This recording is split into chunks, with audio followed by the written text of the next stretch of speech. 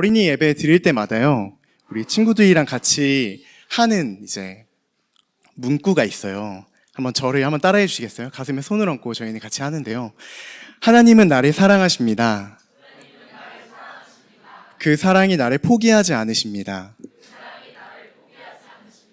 이 시간 하나님 앞에 나의 생각과 나의 마음을 엽니다. 하나님 앞에 나의 생각과 나의 마음을 엽니다. 내 마음을 받아주세요. 네. 저는 진짜 우리 아이들이요, 하나님이 우리 친구들을 포기하지 않는다는 사실을 진짜 기억했으면 좋겠고, 오늘 같이 이 자리에 모인 우리 모두가 하나님께서 사랑하신다는 것이 무엇인지 분명히 깨닫고, 그 하나님이 우리를 포기하지 않는다는 사실을 분명히 기억하고 돌아가셨으면 좋겠습니다. 혹시 여러분 어린이들 좋아하시나요? 좋아하시나요? 네, 감사합니다. 안 좋아. 어린이 하면 어떤 감상이 좀 떠오르시나요? 한번 스스로에게 질문해 보시면 참 좋을 것 같은데, 약 4년 전에 인천공항에서 이런 일이 있었어요. 무슨 일이냐면, 인천에서 그 미국 샌프란시스코로 가는 비행기 안에서 이 4개월 된 아이의 부모가 4개월 된 아이를 데리고 함께 이제 미국에 가는 일이 있었어요. 근데 이 일이 왜 화제가 됐냐면요, 이 부모님이 같이 비행기에 타고 가는 승객들을 위해서 약 200명 인분의 그 이어플러그랑 그리고 간식이랑 그리고 메모를 준비했다고 합니다. 그래서 이 사람들이 이거를 보고 되게 뉴스에서도 많이 나왔고 기사로도 많이 이렇게 언론에서도 뭐라고 해야 되죠? 언론에서도 많이 알려졌어요. 네. 쉽지 않네요. 네. 그래서 이제 승객들이 다 나눠준 거예요. 한번 생각해 보면 제가 그 자리에 있고 여러분들이 그 자리에 있었을 때 이 간식과 그리고 이 메모를 받았을 때 어떤 마음이 좀 드실 것 같으세요? 어떤 마음이 좀 드실까요? 안쓰러워. 저는 처음에 이거 보고 진짜 배려심이 넘친다고 생각을 했어요. 그리고 지금 아마 인터넷 검색하시면 바로 나올 텐데, 대부분의 언론들이나 뉴스에서 이 어머니가 한 행동을 가지고 개념 있다, 배려가 넘친다고만 사람들이 이제 보도를 하고 사람들이 그렇게 칭찬을 많이 했어요. 근데 제가 이 이야기를 저희 어머니랑 같이 대화하는 시간이 있었는데, 어머니에게 쭉 얘기했어요. 엄마 진짜 대단하지 않아요? 라고 물어봤을 때 어머니가 진짜 딱 한마디 이렇게 하셨어요. 아이 엄마가 너무 안쓰럽다. 너무 안쓰럽다고. 근데 우리는 그리고 많은 사람들은 이 행동만을 보고 배려가 넘친다, 정말 좋은 행동을 했다고만 기억을 하는 거죠. 그러면서 어머니께 물어봤어요. 4개월 된 아이를 보는 게 얼마나 힘든지 이제 물어봤어요. 근데 어머니가 이렇게 이야기하시는 거죠. 중간중간 수유도 해야 되고 기저귀도 갈아줘야 되고 또 통잠 자기가 불편하니까 중간중간 깨면 또 달래줘야 되고, 또 아이의 이 울음소리를 좀 통제할 수 있을까요? 통제할 수 없잖아요. 그러니까 이 엄마는 이 아이를 데리고 갈 때 굉장히 또 불안하거나 또 타인으로 받을 그 시선에 대해서 걱정하고 비행기에 오르지 않았을까요? 저는 어머니 이야기를 듣고 이제 한 대 좀 약간 맞은 느낌이었어요. 근데 또 한편으로는 우리가 이 일을 접하고 이 엄마의 행동이 대단하다고 이야기하면 할수록 어쩌면 저는 이 부모의 행동이 나한테도 왔으면 좋겠다. 언젠가 내가 비행기를 탔을 때 나도 그런 배려를 받아야 되는 사람. 아이는 언제나 시끄럽고 언제나 배려를 요청해야 하는 존재라고 좀 저 스스로 생각이 되지 않았나, 이렇게 생각을 좀 해봤어요. 혹시 여러분들은 어떠신가요? 다시 한번 질문을 드릴게요. 어린이에 대한 감상이 정말 좋으신가요? 정말로요? 네, 한번 이렇게 생각해 보시면 참 좋을 것 같아요. 네. 사람이 어떤 감상을 갖고 있는지는 되게 중요한 것 같아요. 왜냐하면 어떤 대상과 어떤 사물을 봤을 때 그 사물과 대상에 대한 나의 생각과 나의 관점과 나의 감상이 행동으로 그대로 나타나기 때문이에요. 오늘은요, 우리가 잘 알고 있는 말씀을 나누는데요, 똑같이 동시에 어린이를 마주했지만 예수님과 제자들은 완전 다른 반응을 보이기 시작하죠. 오늘은 그 이야기를 좀 살펴보려고 해요.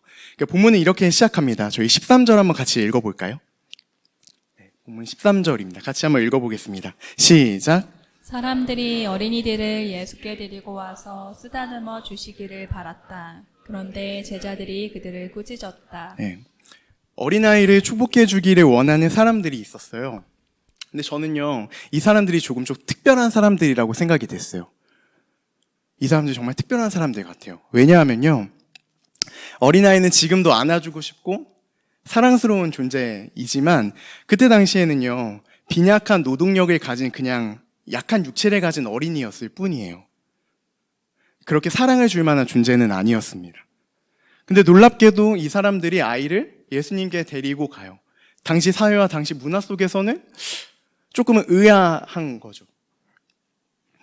근데 예수님의 친밀한 보살핌을 기대하면서 이 사람들이 예수님께 데리고 갑니다. 마태복음에 보면요, 예수님이 쓰다듬어 주시고 기도해 주시기를 바랬다고 하거든요. 기도뿐만 아니라 스킨십까지도 하기를 해주기를 원했다고 합니다. 이 예수님께 이 아이들을 데리고 간 사람들을 한번 좀 생각해 봤으면 좋겠어요. 성경에서 보면요, 이 어린이들은요, 이제 막 태어난 아이나 또는 13세까지 어린이들을 보통 이야기를 해요. 그런데 어떤 사람이 낯선 사람에게 이 아이를 데리고 가서 스킨십 또는 기도해 주기를 바란다고, 쓰다듬어 주기를 바란다고 하고 데려갔을까요? 이 사람들은 아마도 예수님에 대해서 아마 좋은 감상을 가지고 나갔을 거예요. 예수님의 기적을 봤을 수도 있고, 어쩌면 예수님이 이 어린 아이들을 진짜 변화시켜 줄지도 몰라 하면서 믿음 반, 아니면 걱정 반, 여러 가지 생각들이 있었겠죠. 어쨌든 중요한 것은 이 사람들이 예수님께 어린 아이들을 데리고 나갔다는 겁니다. 또 한 가지, 이 당시의 남성과 그리고 이 당시의 사람들과는 다르게 예수님은 아이들을 사랑해 줄 거야. 다른 이 사회의 문화와 이 배경 속에서는 어린이는 아무것도 아닌 존재이지만 예수님은 조금 다르지 않을까 하는 어떤 믿음이 있지 않았을까 생각이 돼요. 근데 예수님께 이 아이들을 데리고 갔을 때 예수님과 가장 가까이 있던 무리들로부터 이 어린 아이들은 배척받게 됩니다. 꾸짖음을 받게 되는 것이죠. 이 꾸짖다는 단어를 살펴보면요, 우리가 보는 영어 성경이나 원어 성경에 보면 비난하다는 단어를 동시에 포함하고 있습니다. 비난하는 건 무엇일까요? 비난을 하려면 정확하게 무엇이 잘못되었는지를 알아야 돼요. 그리고 어떠한 결함이 있는지 본인이 정확하게 알아야 합니다. 그리고 비난은 여기서 끝나지 않고 나쁘게 말해야 돼요. 그 표준 국어 대사전에 검색해보면 비슷한 의미로 나와 있습니다. 이때 그대로 상황에 적용해 본다면 지금 제자들은 지금 예수님께 아이를 데리고 오는 이 행동이 굉장히 옳지 않은 행동이다, 나쁜 행동이다라고 생각했던 것 같아요. 제자들의 이 꾸짖음은 결국은 본인이 기준이 되는 거죠. 내가 생각하고 내가 판단할 때 이건 옳지 않은 행동이라고 생각하고 행동하는 것이죠. 아마 제자들이 생각했을 때 예수님 편에서 가장 좋은 선택을 했을 거라고 생각했을 거예요. 그러니까 이렇게 행동하지 않았을까요? 어린이는 조금 멀리 해야 되는 존재? 조금 이따가 그 이유에 대해서 좀 살펴볼 텐데. 그러니까 결국 제자들의 자기 확신이 100% 자기 확신이 예수님께 묻지 못하게 막았고, 한번 예수님께 어린 아이들이 오는데 예수님 만날 수 있을까요? 라고 물어볼 수는 있잖아요. 뭔가 애매하면 물어볼 수 있는데 자기 확신과 자기 판단이 예수님께 묻지 못하게 막았고, 그 묻지 못하게 하고 행동한 것이 결국엔 예수님의 생각과 예수님의 마음과 예수님의 행동과는 전혀 다른 결과를 이제 맞이하게 된 거죠.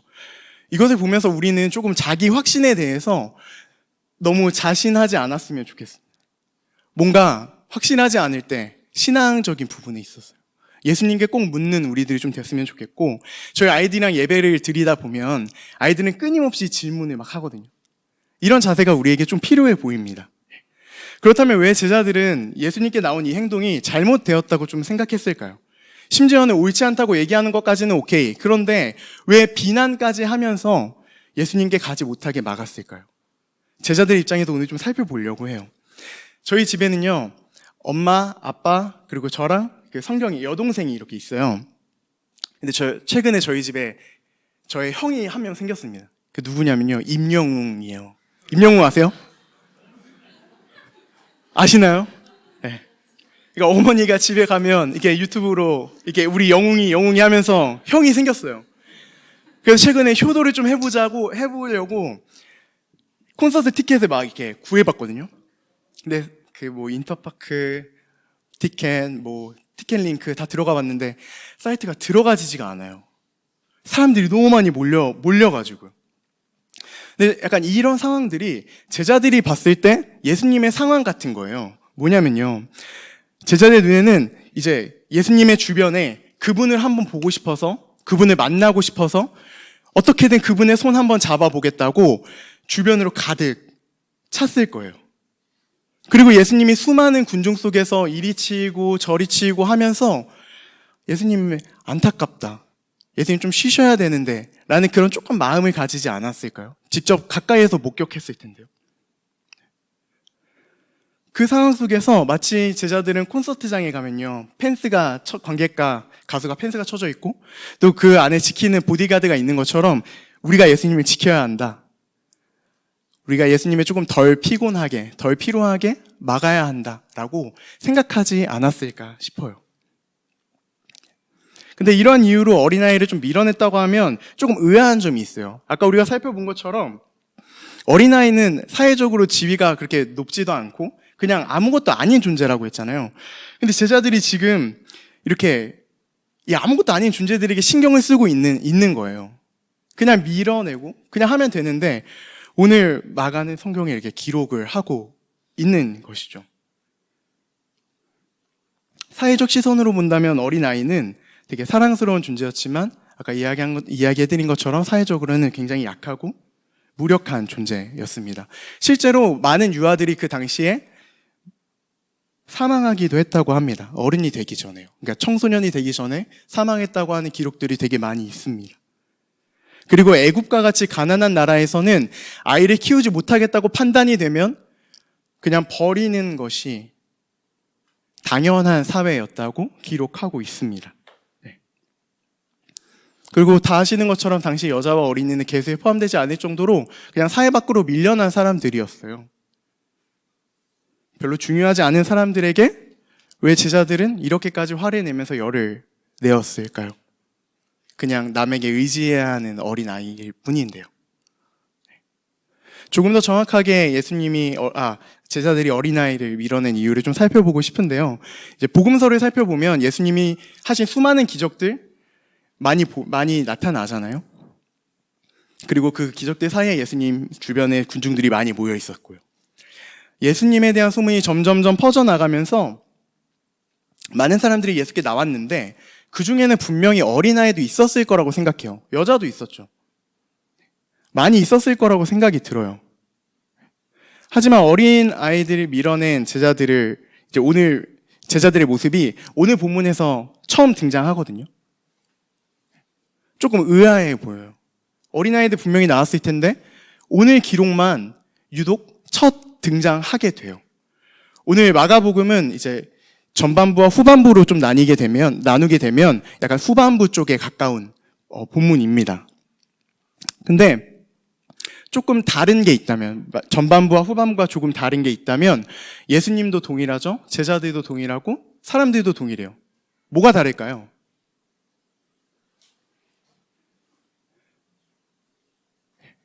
지역이 달라요. 예수님 이동하시면서 가셨잖아요. 다른 건 하나밖에 없어요. 예수님 이동하시면서 지역만 달라요. 그 위치가 다릅니다. 그래서 어린아이들이 이 예수님을 만난 이 장소를 조금 살펴보려고 합니다. 오늘 보면서 이 지역이 정확하게 어느 지역인지는 좀 말해주고 있지 않아요. 그러니까 예수님과 제자들, 사람들과 아이들의 이야기만 등장해요. 근데 마가복음 앞에 한 장 9장을 살펴보면 가버나움에 가신 예수님이 요단강을 건너서 요단 동편으로 가시는 모습이 등장합니다.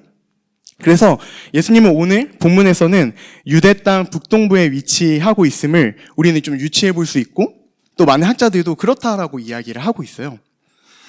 제가 이제 이 지역에 관한 책을 좀 살펴보다가 이거 조금 힌트가 되겠다 싶어서 찾아본 책이 있는데 로버트 귤리라고 하는 학자가 이 지역에 대해서 그러니까 유대 북동부의 지역에 대해서 이렇게 좀 설명을 하고 있어요. 뭐라고 설명하냐면요. 유대 북동부 어린아이들은 소매치기나 범죄를 일으키는 경우가 많았다. 어린아이들이지만 부모로부터 떨어지거나 부모로부터 버려져서 그들은 집단을 이루고 소매치기, 강도, 범죄 등을 일으켰다.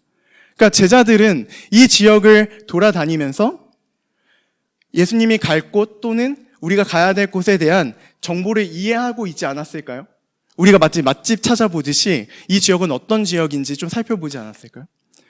이러한 이해로 봤을 때 제자들은 예수님을 최대한 위협으로부터 멀리 떨어뜨리기 위해서 이 지역에 있는 모든 아이들이 범죄해야 하는 것은 아니지만 그 조금의 가능성을 줄이기 위해서 어린아이들을 밀어낸 것은 아닐까요? 비록 어린아이일지라도 예수님을 위해서 한 아까 얘기했던 자기 확신과 자기 판단이었죠. 근데 제자들을 좀 나쁘게 보지 않으셨으면 좋겠어요. 제가 본문을 계속 보다가 제가 만약에 제자들이었다면 굉장히 속상했을 것 같아요. 왜냐하면 예수님, 나 예수님을 위해서 이렇게 했는데 예수님, 이 지역에는 어린이들이 아주 위험하다고 합니다.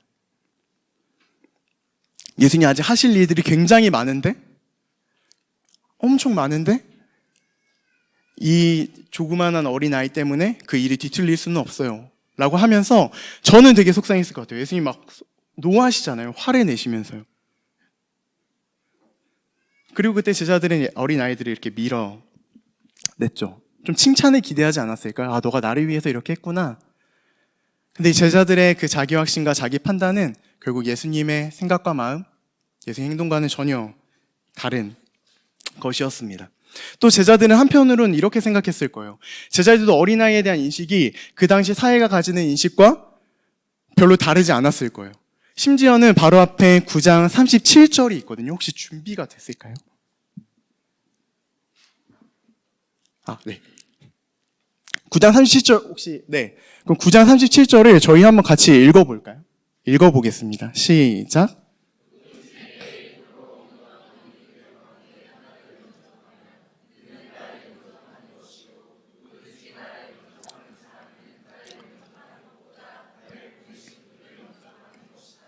네. 심지어는 예수님께서 오늘 이 사건 전에 어린아이에 대해서 막 이야기를 하세요. 그리고 제자들이 막 누가 큰지 막 싸우고 있을 때 어린아이는 어떤 존재인지에 대해서 예수님이 설명하시죠. 예수님이 이미 어린아이가 어떤 존재인지를 설명했음에도 불구하고 그들의 감상은 전혀 변하지 않았습니다. 그냥 당시 사회가 바라보고 당시 사회가 느낀 대로 어린아이들은 아무것도 할 수 없고 아무것도 아닌 존재로 그냥 인식해 버리는 거죠. 성경에 예수님이 보여주신 많은 기적들이 있어요. 그리고 그 기적들은 밀도 있고 빠르게 퍼져나갔습니다. 제자들이 생각할 때 예수님에게 다가온 어린아이들은 별로 영향가가 없어요. 시간 낭비라고 생각한 거죠.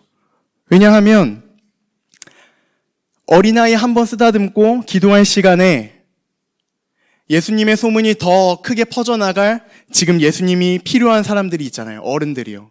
아픈 사람들, 그리고 지금 당장 예수님의 기적이 필요한 사람들이요. 그게 더 전략적이지 않을까. 좀 더 전략적이라고 생각했던 것 같아요. 생각해보면 예수님이 사역하신 기간이 굉장히 짧고 또 엄청 밀도 있게 사역하셨기 때문에 또 얼마나 피곤했을까라는 생각도 들 수도 있고 사람들을 만나서 어루만 주시고 기도하시고 악수하시고 제가 악수를 많이 하면 어떻게 되는지 좀 찾아봤는데 쓰다듬어 주면요. 손이요 엄청 부어오른대요. 그리고 심지어는 손목 터널 증후군까지 생긴다고 해요. 그냥 그 악수하는 그 짧은 그리고 쓰다듬 그 짧은 그 순간이 여러 쌓이다 보면 사람이 그렇게 된다고 합니다. 그러니까 여러 가지를 고려했을 때 제자들은 어린아이는 아무런 사회도 지위도 없으니까 예수님이 어린아이 축복해주는 일, 그거는 굉장히 귀중한 일을 낭비하는 거라고 생각했을 거라고 생각해요, 저는. 그리고 더 가치 있는 일에, 더 중요한 일에 투자하는 거죠. 쟤들이 나쁘게 보일 수 있는데 저도 더 뭔가 큰 일 또는 더 중요한 일, 더 가치 있는 일, 더 가능성 있는 일에 투자하거든요. 근데 그건 좀 약간 당연한 것 같아요. 근데 예수님이 제자들에게 보여주신 하나님 나라, 그리고 예수님께서 제자들에게 보이신 사랑은 오늘 우리가 아까 봤던 어린아이를 밀어내는 것과는 전혀 다른 것이었죠. 저희 14절 한번 같이 읽어보도록 하겠습니다. 시작. 그러나 예수께서는 노하셔서 어린이들이 내게 오는 것을 막지 말라. 하나님 나라에 노하셔서라는 단어가 등장하는데요. 이 단어는 그저 이제 분노만을 포함하고 있는 단어는 아니에요. 여기에는 예수님께서 매우 괴로워하시는 감정을 동시에 가지고 있습니다. 예수님의 제자들의 모습을 보면서 분노하시기도 하시지만 또 한편으로는 괴로워하셨어요. 예수님이 왜 이런 감정을 가지셨을까요? 강자가 약자를 무시하는, 힘 있는 자가 힘 없는 자를 군림하는 모습이 제자들에게서 보였던 것이죠. 이것은 곧 예수님께서 가르쳐 주신 하나님 나라와는 거리가 너무나 먼 것이었고 예수님의 사랑과는 전혀 먼 것이었기 때문에 예수님은 분노하시고 또 동시에 괴로워하신 것이죠. 그래서 예수님은 하나님의 나라를 멀리 있는 게 아니라 끌고 오셔서 어린아이에게 비유하십니다. 너희가 밀어내려고 하는 이 어린아이들 있지? 이 아이가 천국을, 하나님 나라를 소유한 자들인 거 모르겠니? 이 어린아이가 하나님 나라를 소유한 자란다라고 말씀하시는 것이죠. 이 당시 사람들은 또 율법에 목숨을 걸었어요. 그리고 철저하게 율법에 순종했어요. 하지만 하나님의 나라를 어린아이로 비유하시면서 예수님께서 하나님 나라를 정확하게 말씀해 주시는데 당시 사회가 생각하는 어린아이는 율법을 깨달았다거나 순종할 수 있는 존재는 아니었습니다. 왜냐하면 그들이 미약하니까요. 아무것도 아닌 존재니까요. 근데 지금 예수님께서 하신 말씀이 그들이 가진 생각과 사고를 전환시킵니다. 마치 9장에서 어린이에 대해서 이야기하신 것처럼요. 하나님 나라에 들어가는 거, 예수와 함께하는 것은 율법이나 그것에 따라서 순종하는 것에 있지 않고 어린아이와 같이 부모를 전적으로 신뢰하고 의지하는 자의 것이라고 예수님께서 지금 이야기해 주시는 것이죠. 이것을 정리하면 순전한 받아들임이라고 표현할 수 있습니다. 어린아이들 한번 생각해 볼까요? 저희 아이들이랑 같이 예배 드리는데 어린아이들은 계속 묻고 또 이야기해주면 그대로 받아들여요. 그냥 신뢰합니다. 선생님들을 신뢰하고요. 그 이야기를 그냥 받아들여요. 그리고 작은 것에서 기뻐하고 즐거워합니다. 작은 간식 하나, 작은 선물 하나에도 기뻐해요. 왜 그런가 곰곰이 생각해 보면 그들은 가진 것이 없기 때문에 조그만 것에 감사하고 좋아하는 게 아닐까라는 생각을 해봅니다. 우리는 더 좋은 것을 찾아요. 점심 메뉴 고를 때도 더 맛있는 거, 더 좋은 거, 정말 좋은 가치들에 투자하면서 찾아다니죠. 같은 메뉴라도 어디가 더 맛있어 라고 이야기하면서 더 좋은 것을 찾습니다. 그리고 아는 게 너무 많아요. 하지만 제가 경험한 어린이는 그렇지 않습니다. 자기 전제가 없어요. 자기 경험을 앞세우지도 않습니다. 아이가 부모를 전적으로 의지하는 이유는 자신의 것이 없기 때문 아닐까요? 부모가 없이는 단 한순간도 살아갈 수가 없는 거죠. 부모가 없으면 나는 살아갈 수가 없다고 생각하는 거죠. 한번 바꿔 말해볼까요? 여러분은 어린이입니까? 진짜 하나님 없이는 나 죽었어 라고 진짜 생각하시나요? 좀 유치한 질문일 수 있는데.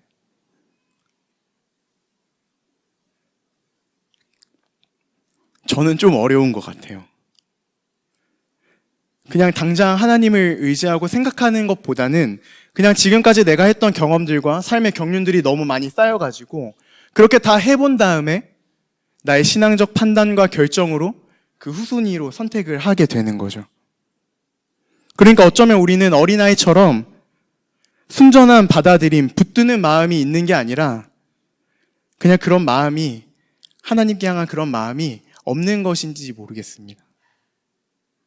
순전한 받아들임, 이것이 우리에게 필요합니다. 동시에 하나님의 은혜에 대한 전적인 의존이 하나님 나라의 고유한 특성이라고 예수님께서 말씀해 주시죠. 이러한 이해에서 제자들의 행동은 예수님 편에서 아주 속상해하시며 화를 내실 일이었던 거죠. 하나님을 전적으로 신뢰하는 자를 밀어내는 행위였으니까요. 제자들은 당시 당연한 일을 했습니다. 세상 상식에 맞는 일을 그냥 했어요. 현재까지의 삶의 습관, 태도들, 그냥 그대로 기준들 따르는 거죠. 하지만 이건 예수님 편에서 아주 옳지 못한 일이었습니다. 그래서 우리는요, 끊임없이 물어야 돼요. 예수님께요. 우리 16절 한번 읽어볼까요? 16절 한번 읽어보겠습니다. 시작.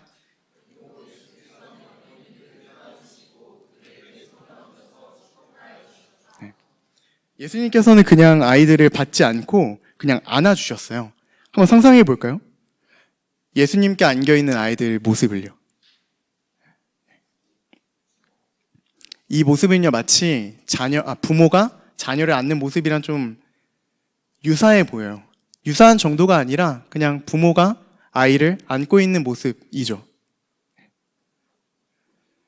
우리를 포근하게 안아주시는 예수님도 동시에 기억했으면 좋겠습니다.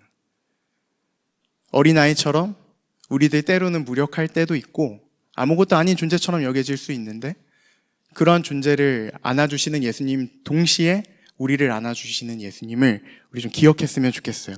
마지막으로 살펴보고 싶은 부분이 있는데요. 저희 다시 한번 본문으로 올라가서 13절 한번 다시 읽어보도록 하겠습니다. 시작. 사람들이 데리고 와서 쓰다듬어 주시기를 바랬다. 그런데 제자들은 그를 꾸짖었다. 성경은요, 어떤 지명이나 사람의 이름, 인칭 대명사 같은 것들을 굉장히 예민하게 기록을 하고 있어요. 동일한 이름이 나와도 누구의 아들 이렇게 이야기하면서 굉장히 디테일하게 예민하게 접근을 하는데 근데 오늘 본문에서는 그냥 사람들이라고만 기록이 되어 있습니다. 이 아이를 데리고 온 사람들이 부모인지 아니면 친척인지 아는 사람인지 아니면 모르는 사람인지 전혀 기록이 되지 않아요. 그냥 사람들이라고만 기록이 되어 있습니다. 정확한 것은 그리고 확실한 것은 이 무명의 사람들이 예수님께 아이를 데리고 왔다는 것입니다. 아까 우리가 살펴본 것처럼 학자들은 이 아이들이 버려진 아이들이라고 그 가능성이 많다고 이야기를 하고 그렇든 그렇지 않든 이 무명의 사람들은 예수님께 이 아이들을 데리고 온 거죠. 어렸을 때부터 버려진 이 아이들은 자라서 범죄에 노출이 되고 지금 우리 사회 속에서도 이 불안한 사회 환경이 여전히 이 아이들의 잘못된 폭력과 잘못된 강요로 점점 성장하게 만드는 것처럼 이 아이들의 인생을 표현한다면 오늘 우리가 본문 읽었던 이 어린 아이들의 인생을 살펴본다면 거절감이 굉장히 많았을 것 같아요. 예수님은 이 어린 아이들의 삶의 여정을 다 아셨을 것이라고 생각합니다. 그런데 그 여정을 다 알고 계신 예수님이 자신에게 다가오는 어린 아이들을 제자들이 막았을 때 그 삶의 여정들을 예수님께서 아시고 굉장히 화를 내고 분노하고 슬퍼하시는 것이죠. 크게 화를 내신 예수님의 이 울분은 자신의 눈처럼 예수님의 눈처럼 어린 아이들을 바라보지 못하고 그냥 사회의 인식 그대로 아이들을 바라봤던 그것에 대한 분노와 그 당시 사회 문화가 어린 아이들 굉장히 밀어내고 강자와 약자를 누르고 무력한 자를 그냥 무시해버리는 그 사회 속에 예수님이 분노를 느끼시지 않았을까 생각이 됩니다. 어린이들은요, 자신을 가로막은 예수님의 제자들, 어른들도 만났지만 한편으로는요, 예수님의 동일한 눈과 마음으로 자신들을 바라봤던 이 무명의 사람들도 만났어요. 사람을 밀어내고 사람을 무너지게 하고 무력하게 하는 것도 사람인데 사람을 세워주고 사람을 안아주고 당겨주고 사랑해주는 것도 결국은 사람입니다. 소설가 이승우 씨는 이렇게 이야기를 해요. 구원이 사랑인지는 모르겠지만 이따금 사랑은 우리를 구원하기도 합니다. 좀 곱씹어보면 사랑이 결코 가벼운 것이 아니라는 것을 이야기해 주는 것 같아요. 그리고 우리가 우리를 사랑하시는 이의 사랑을 알았다면, 그리고 정말 신뢰하고 있다면 저는 우리가 오늘 이 무명의 사람들처럼 되었으면 좋겠어요. 이렇게 예수를 닮아가는 것이죠. 너무 추상적인 것 같지만 하나님께서 우리 각자에게 주신 사랑해야 하는 자리들, 그리고 눈을 떼서는 안 되는 자리들, 또 때로는 어린아이처럼 마땅히 사랑을 받아야 하는 자리들이 있어요. 그 자리로 포기하지 않고 거절하지 않고 다가가셨으면 좋겠어요.